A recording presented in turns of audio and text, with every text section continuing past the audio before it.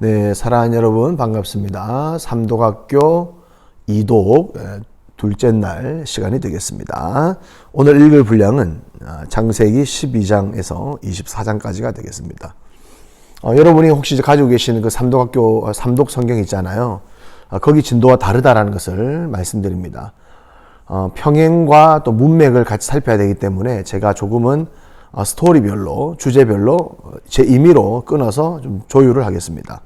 어제는 우리가 첫째 날에는 1장부터 11장 4대 사건이라 그래요. 이제 이런 개념을 이제 잡아가면서 이제 반복도, 평행법도 찾으시면 되겠습니다. 창조 이야기, 그리고 타락 이야기, 창조, 타락, 심판 이야기, 바벨탑까지 이렇게 살펴보았습니다. 노아 홍수 이후로 이렇게 이제 전 세계가 멸망을 하고 또 노아의 이제 세 아들을 통해서 다시 인류가 번성을 시작할 때에 하나님께서는 무지개를 통하여서 다시 심판하지 않겠다라는 언약을 하시는데 이 하나님을 모르는, 하나님을 믿지 않는 자들이 또 이렇게 홍수가 날 수 있기 때문에 바벨탑을 쌓자 해서 이제 쌓다가 언어가 이제 흩어짐으로 이제 바벨 흩어지다죠. 흩어지고 하나님은 또 하나님 나라를 세우기 위한 새로운 일꾼과 모델이 필요하셨습니다. 그게 누구냐? 아브라함이죠. 아브라함을 부르시고 하신 말씀을 보세요. 12장 2절에서 3절. 내가 너로 큰 민족을 이루고 내게 복을 주어 내 이름을 창대하게 하리. 너는 복이 될지라. 너를 축복하는 자는 복을 내리고 너로 말미암아 복을 얻을 것이다. 이것은 아브라함에게 처음으로 하셨던 말씀이 아니라 이미 아담에게 하신 말씀이죠. 에덴 동산에서 아담이라는 사람을 통해서 하나님 나라가 이제 시작이 됐죠. 이 땅에서. 아담이 범죄하고 또 그는 죽었죠. 그 하나님의 그 언약이 계속해서 이제 사람들을 통해서 이어지는, 아담에게 하셨던 복을 주고 생육하고 번성하게 하시는 그 사명을 아브라함이 그대로 이어가고 있는 것입니다. 12장 7, 8절을 보세요. 평행으로 반복되는 게 뭐죠? 제단을 쌓았다라는 것입니다. 아담도 범죄 후에 가죽옷을 입었고 그리고 바로 제사제도, 가인과 아벨에게 제사제도를 했고, 노아 역시 제단을 쌓았습니다. 아브라함 역시 그로부터 계속 흘러내려오는 그 신앙의 전통에 따라서 제단을 쌓는 것이죠. 제단을 쌓았다. 이것은 복을 주시는, 복을 명하시는 하나님에 대한 반응으로 제단을 쌓았다고 볼 수 있습니다. 그럼 이제 반복의 연결성을 또 한번 보면 복의 개념과 제단을 쌓았다라는 것이 이제 교차적으로 반복이 되기 때문에 제단을 쌓는 것은 복을 주신 하나님께 대한 반응인 것을 우리가 12장에서 알 수 있습니다. 13장으로 넘어가면 이제 조카 롯에 대한 얘기가 나오는데, 자, 반복되는 게 무엇입니까? 롯이 요단 온 지역을 택하고 동으로 옮겼다. 이제 이사 갔다는 거죠. 그리고 장막을 옮겼다. 옮기다와 옮기다, 그 중간에 있는 그 내용이 뭐죠? 거주하다. 아브라함은 약속의 땅 가나안에 머물렀고, 이 대조적인 개념이죠. 롯이 상당히 잘못하고 있다는 것을 이 평행법에서 명확하게 보여주고 있고, 아브라함은 역시 아브라함이다라고 이렇게 오히려 강조를 하고 있는 것입니다. 13장 15절에서 이제 17절을 보시면 역시 하나님께서는 이 아브라함에게 주겠다, 준다라는 이제 내용들이 반복이 되어 있습니다.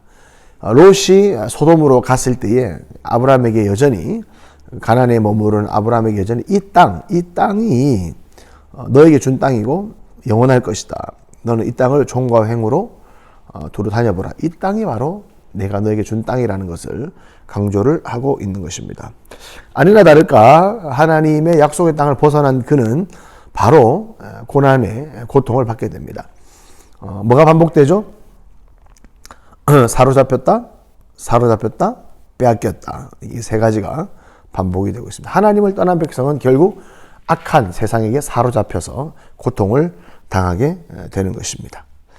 15장은 여러분이 직접 한번 찾아보십시오. 하나님의 관심이 어디를 향하고 있는지 알게 될 것입니다.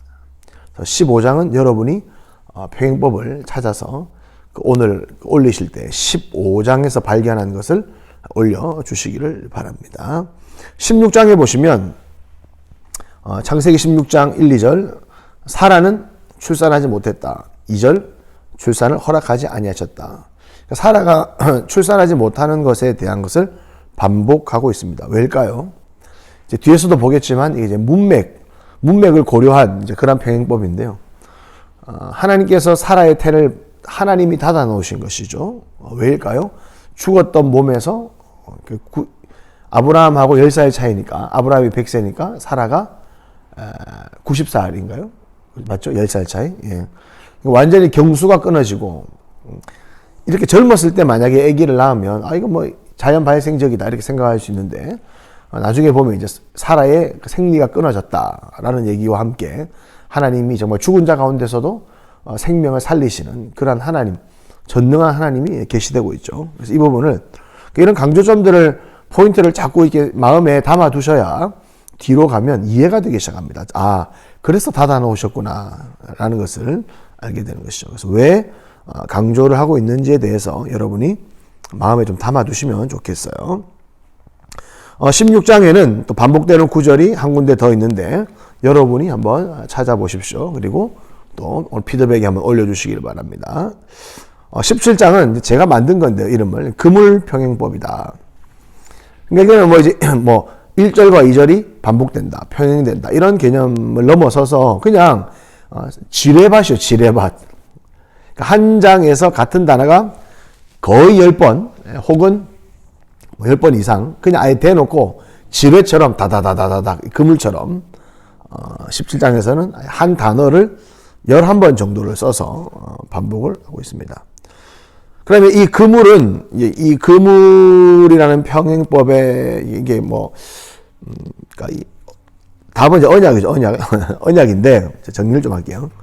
언약이 11번 혹은 10번 11번 나오는데 그게 그물이죠. 근데 그 지뢰밭 속에서도 또 이제 단순한 평행을 이루는 게 있어요. 번성할 것이다. 번성할 것이다. 할례받아. 할례받아. 할례받아라는 얘기는 뭐 대여섯 번 나오죠.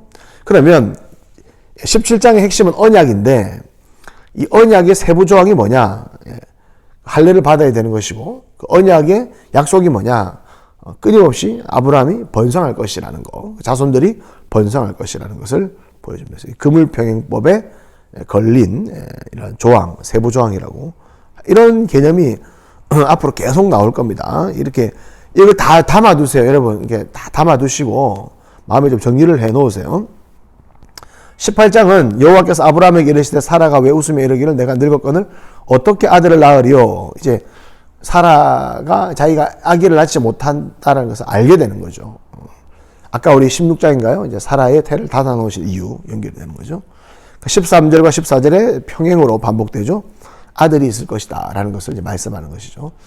하나님이 하신다라는 거예요. 그러니까 사라의 몸에서 나오는 그 아들은 하나님이 주신 아들이라는 것을 하나님이 예비하시고 예정하시고 준비하신 아들이라는 것을 알 수 있습니다. 그리스도의 계보를 이어야 되는 그런 인물이지 않습니까? 그물평행이 또 나왔습니다. 19장을 보시면 여러분 지금 이제 먼저 성경책을 이렇게 이 강의에 따라오십시오. 체크를 이렇게 처음에 하셔야 됩니다. 그래서 뭐 창세기 출애굽기 정도 끝나면 이제 뭐 그 이후부터는 여러분이 이제 강의는 강의대로 듣고 여러분이 평행법을 찾아갈 수 있을 겁니다. 그물평행법 또 나왔습니다. 창세기 19장은 멸망하다가 한 8번에서 9번, 그러니까 지뢰밭이죠. 멸망의 지뢰밭입니다. 그 중에서도 이제 또 이 평행되는 게 이제 보존하다. 그러니까 그러한 그 멸망받는 그런 소돔 가운데서도 하나님이 롯을 보존하신다라는 거, 이 개념이 여러 차례 등장하면서 하나님의 그 구원과 심판, 또 심판과 구원의 양면성을 보여주고 있습니다. 20장은 이것을 사건 반복이라고 하는데요. 제가 이름 붙인 거예요. 아내를 누이로 하고 속이는 그런 장면이 나오잖아요. 근데 이건 12장의 애굽에서 이미 한번 했던 거예요. 똑같은 그 죄를 두 번이나 이렇게 반복하고 있지 않습니까? 이것도 참 우리가 아이러니한데 보십시다. 왜 이런 사건이 반복되냐? 인간의 연약함, 아브라함의 그 연약함, 인간의 연약함에도 불구하고 그 언약을 실행하시며 자신의 백성을 보호하는 하나님의 섭리를 우리가 보일 수 있게 되는 것입니다. 드디어 21장에 사라가 아기를 낳게 되는 것입니다. 딱 보십시오. 그냥 딱 보십시오. 뭐가 반복됩니까? 이런 표현은 이제 고린도전서 15장에도 성경대로 죽으시고 성경대로 살아나시고, 결국 그 아브라함과 사라가 붙들었던 것은 말씀이죠. 그 당시에는 기록된 성경이 없었기 때문에 그 하나님의 그 현현, 직접 나타나서 하신 그 말씀들이 성경이 되는 것이죠. 그 당시에는. 그러니까 그 말씀, 정경, 캐논, 하나님의 말씀대로, 말씀하신 대로, 말씀하신 시기가 되어 하나님은 여전히 말씀하시는 분이고 말씀대로 성취하시는 분임을 굉장히 강조하는 것을 우리가 인지를 할 수 있습니다. 그리고 이제 이삭을 모리아산에 데리고 가는 장면인데 딱 보십시오. 그냥 딱 보십시오. 뭐가 반복됩니까? 여기서는 물론 여러분이 몇 군데 더 찾아봐야 돼요. 그 22장은 평행법의 보고라고 할 수 있습니다. 많은 이제 많다라기보다는 다른 장에 비해서는 좀 풍성한 평행법이 있는데 핵심은 뭐죠? 번제할 어린 양, 번제할 어린 양. 누굽니까? 이삭 대신하여 죽은 그 어린 양. 예수 그리스도를 내다보게 해주는 그러한 개념이지 않습니까? 물론 아브라함의 순종도 부각이 되는 면도 있습니다. 22장에서 여러분은 더 많은 평행법을 찾아보실 수 있습니다. 이것도 한번 정리를 해 보십시오. 그리고 23장에는 아예 대놓고 그냥 사라의 죽음입니다. 사라의 죽음과 그녀의 장례식을 치르는 과정을 설명하는데, 물론 평행법을 찾을 수 있어요. 뭐 매장하다, 죽다. 그러니까 뭘 딱 봐도 주제가 사라의 죽음입니다. 그리고 그녀의 장례식인데, 이럴 때는 또 다음 장과 어떤 연관이 있는지 이렇게 생각해 볼 수 있는 건데요. 문맥을 한번 봅시다. 문맥을.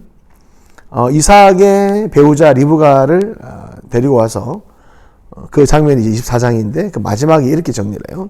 이삭이 리브가를 인도하여 그의 어머니 사라의 장막으로, 이삭이 리브가를 인도하여 그의 어머니 사라의 장막으로 들였다. 그리고 많은 위로를 받았다는 것이죠. 열국의 어미였던 사라가 죽었습니다. 그리고 그것을 장사 지내는 것을 23장에 디테일하게 묘사를 하고, 바로 이어서 사라가 죽자마자 바로 이어서 그 흐름상 그 이삭이 배우자를 데리고 오는 장면이 이어지죠. 그리고 리브가를 통해서 어머니의 죽음에 대한 그런 위로도 얻었고, 또 어머니의 장막으로 이렇게 이끌어간 것이죠. 이것은 단순히 어미를 잃은 아들의 슬픔, 뭐 그런 개념도 있지만 이삭 역시 여인의 후손으로서 메시아를 고대하는 그런 인물이기 때문에 사라의 장막, 열국의 어머니, 즉 메시아의 계보를 이을 사라의 후계자로서 메시아의 그런 맥락을 이을 그 열국의 어머니가 사라의 장막으로 들어오는 것을 통해서 상당한 위로를 받았다는 영적인 위로라고 할 수 있습니다. 이것은 그렇기 때문에 23장의 사라의 죽음과 24장의 리브가의 만남은 굉장히 연관성이 있고 정말 큰 위로가 있다는 것을 문맥과 평행법을 통해서 알 수 있습니다. 예, 사랑하는 여러분, 이독을 하고 있는데 여러분들 이제 완독하지 마시고 평행, 다 읽으셨으면 평행하시고, 여러분이 발견한, 또 제가 강의 중에 과제를 낸 부분에 대해서 평행법을 좀 이렇게 사진을 찍어도 되고, 그냥 몇 장 몇 절에서 평행법 되는 구절을 이렇게 좀 와닿았던 부분을 그 구절을 타이핑을 쳐서 올려주시고, 또 이런 거 있잖아요. 나는 옛날에 이 부분을 읽을 때 이렇게 생각했고 이게 중요하다고 생각했는데 성경은 평행법과 반복을 통해서 이 부분이 더 중요하다고 말하고 있는 것 같다. 그런 거 있죠. 그래서 우리가 이제 이걸 교정시켜 나갈 거예요. 왜곡된 것은 펴고 잘못한 것은 이제 교정하고, 내가 생각할 때는 이게 더 중요하고 이게 나한테 더 와닿고 이게 더 맞다라고 생각했던 것들이 평행법을 통하여 정말 성경의 저자가 더 강조하고자 하는 것이 이것이라는 것을 깨달았습니다. 이런 개념으로 여러분 좀 정리를 이렇게 조금씩 해 나가시면 되겠습니다. 여러분 수고 많이 하셨고요. 예, 오늘도 이 평행법과 함께 은혜가 충만한 하루가 되기를 바랍니다.